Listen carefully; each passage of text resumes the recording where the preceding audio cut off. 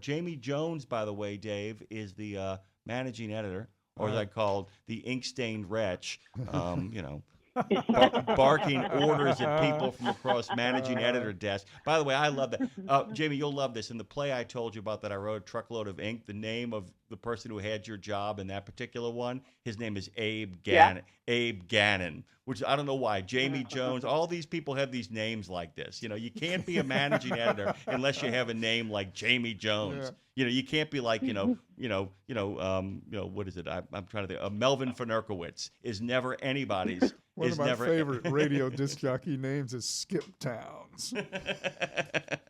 Hey, Jamie, how are you? Hey, doing good. Oh my gosh, you were talking about toilet paper. I have the funniest toilet paper story. Go on. Okay, so several years ago, right before the pandemic, I was moving. And I had both places, so I was having stuff drop shipped to the new place, just so I didn't have to move it. We get over there, get me moved in, and we're like, look at all these boxes in the garage, and I had like 6 cases of toilet paper. I kept forgetting that I had already ordered them, and it was right when everything shut down, so all my friends that I normally pay with beer and pizza to help me move, they were so tickled to leave with toilet paper and paper towels and Kleenex. Oh, that's beautiful. This happens to me all. This happens to me all the time. I'm a perpetual picker up of toilet paper. You know, I just make sure you brought toilet paper in this morning. I brought toilet paper in this morning. Literally, I literally brought it in, and this happens to me on a regular basis. I will literally go into a store and I'll pick up some toilet paper and I'll bring all the groceries back out. Big ton of groceries, and I will open the back of my car, and I will have 2 packs of toilet paper. I'll go, son of a bah! I mean, never ends. But I think I got that from COVID. I think I didn't catch COVID. I think I caught toilet paper. That's what I think I caught. Well, then this was pre-COVID. Like I said, it was right before the shutdown, and everything the shelves had been cleared, so nobody could get toilet paper, so everybody was happy. And it was just so funny. Toilet paper with Jami Jones.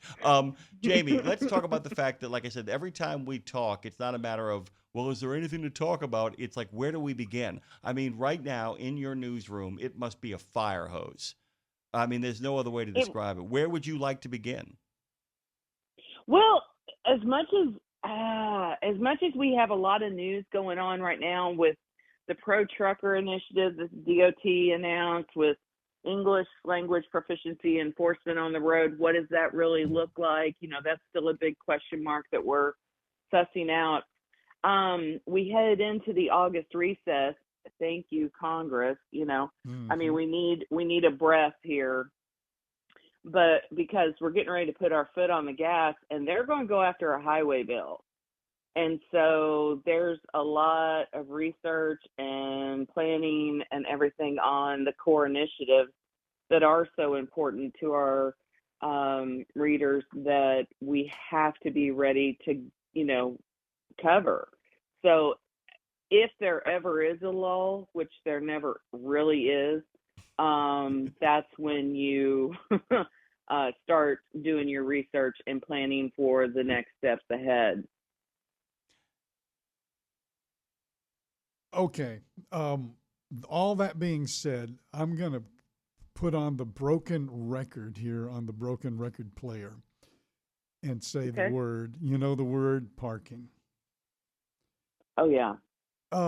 We keep moving past and I know nobody wants to hear parking anymore. And the ones who are looking for a spot right now certainly don't want to hear about it, but I did a little research.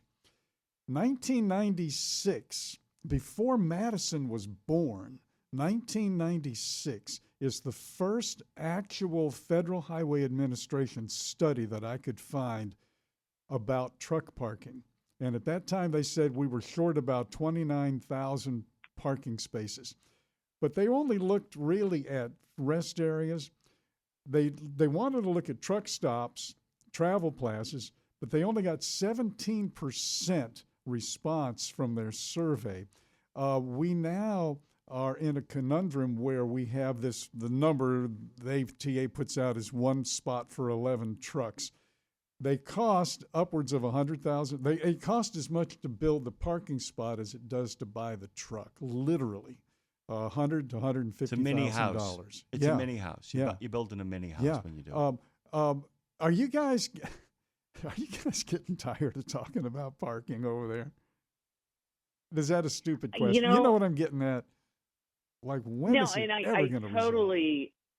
I totally get that, because I just had my 21st anniversary at Landline with 25 plus years covering trucking.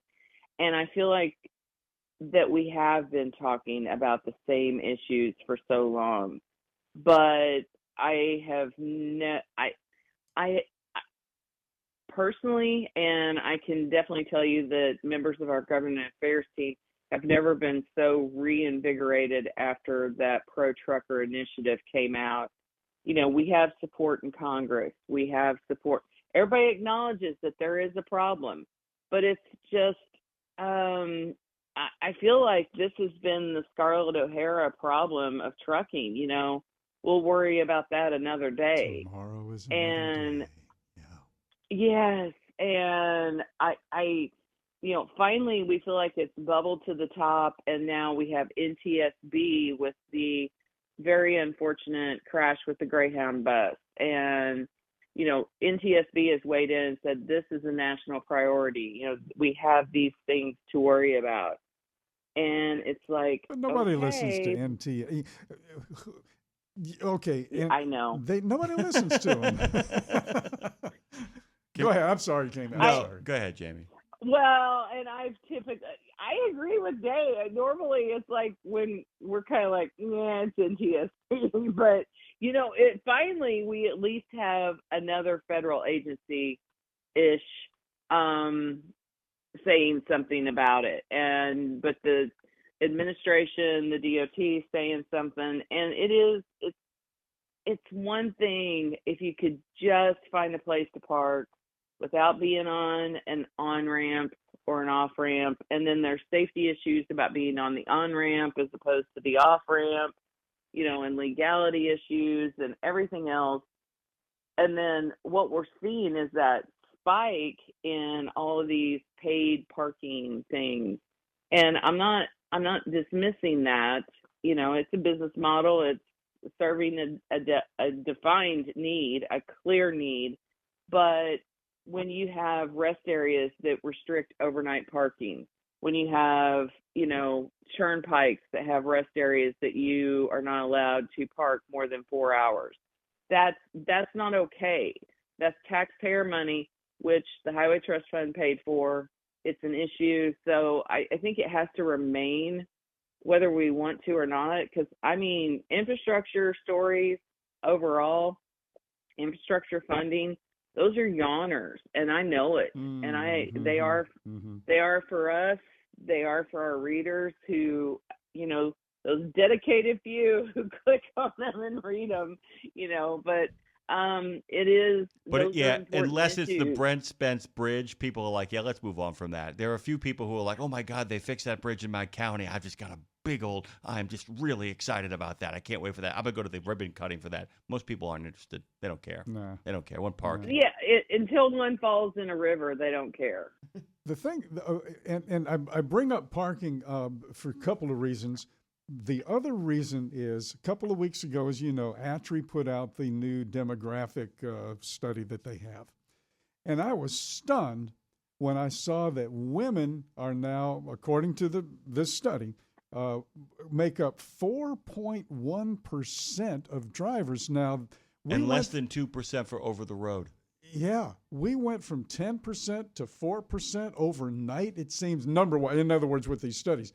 Women, why would anybody want to get out there on the road now? And this is it's a demographic catastrophe and an economic catastrophe and a societal catastrophe.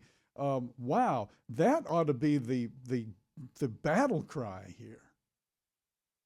Well, and maybe I'm ratting out my own kind here. Go ahead. But women have a tendency to put up with less bullshit than men. That's just a reality. Okay, You I know, hear you. when there's an injustice, you know, I remember, and this has nothing to do with trucking. I had a child who was well into the potty train stage. We were actually going into public without diapers, pull-ups, or anything. And we went into a shoe store. We were getting, you know, shoes for an older sibling for school, and needed to use the restroom. We don't have a public restroom. And I said, well, you're going to have one now, because you're either going to clean up a mess out here, or you're going to let me in your bathroom. One of the two. That's how this goes. Mm-hmm. You know, and so I think women are just more matter of fact about this is or isn't right. You know, we'll put up with other stuff, sure, but when it comes to certain things, we're just like, we'll walk away from it quicker, I'm afraid. I have Chris Orban here, of course, who is the co-founder of JourneyTMS, and I was asking him if there's any data on parking, and he wanted to share this real quick. Well, and I wanted to share something from my experience when I was working at Covenant Transportation Group, where we actually did an analysis of where our drivers were parking based on their GPS data off the telematics device and things like that. And one thing that David said earlier that, again, scares the heck out of me is that so many of our drivers were being forced to park on these on-ramps and off-ramps because there just wasn't available parking. And it was in that like 12 to 15% of the fleet every time they were needing to shut down was having to do this. And, you know, this was, 10 years ago or so. And so there was a less of an availability of, parking services and the ability to find with technology parking spaces, which I think is really valuable. I think that's really important that we have some of those services. But that was a very scary metric because it was dramatically less safe to park on any kind of on-ramp or off-ramp or, God forbid, the side of the highway. It's a disaster. Jamie, I'm going to go on a rant here. I want to get your thoughts on this. What is really going to piss me off, what is going to send me into apoplexy, is if they ever decide to really kind of push in and get this done and really provide truckers with parking, and it ends up solving almost everything else. I'm going to hit the ceiling. Like if they actually imagine a situation where they push in and they do all the parking that's necessary, and the detention time begins to drop, and the accidents begin to drop, and everything else kind of stabilizes. I mean, and I think this might be the case. Do you feel like that if they can actually genuinely solve parking, not Band-Aid it or triage it, that it might actually solve a lot of the problems we've been dealing with? I mean, we can't make some owners nicer people. We can't do that. But I mean, do you feel about it the way I feel, that it might actually be one of the silver bullets out there? Oh, 100%. I mean, again, it doesn't get into the lifestyle issues of, some crabby, dock worker or anything like that. But, if you can just get a good break and a good night's sleep, that starts everything, where you can sleep and be genuinely confident in your safety. I mean, and not have the gun that you can't have under the pillow because you're terrified of the fact that the World Crime League might in fact show up at the overpass in pitch dark of night in the middle of bufu nowhere. I mean, that's just what. Yeah, or the drunk running into the back of your truck because you're on an on-ramp, or an off-ramp. So it's just. And it ain't his fault because you weren't supposed to be there. Yeah, unless he's drunk. Unless he's drunk. By the way, Jamie, we got to let you go, but we're going to change the name of the show from Nemo Nation to Parking Passion. That's all we're going to do is talk. My sister in arms, my fellow ink-stained wretch, we love having you on. Good job on Trucking with a Wida last week. That's a really funny episode. Having all three of you in that bullpen was really hysterical. Yeah. And it was great to have you guys doing that. And it's always good to have you on here. Just another day in the office, man. That's what it's like around there. That's what it sounded like. I said basically Jamie's just going in and actually having a meeting between her and her associate editor and her senior editor. I said, that's all that's happening here, and these poor kids are getting bulldozed. Get out of here. Get out of here, Jami Jones. All right. Love you. Love you. Bye. Bye.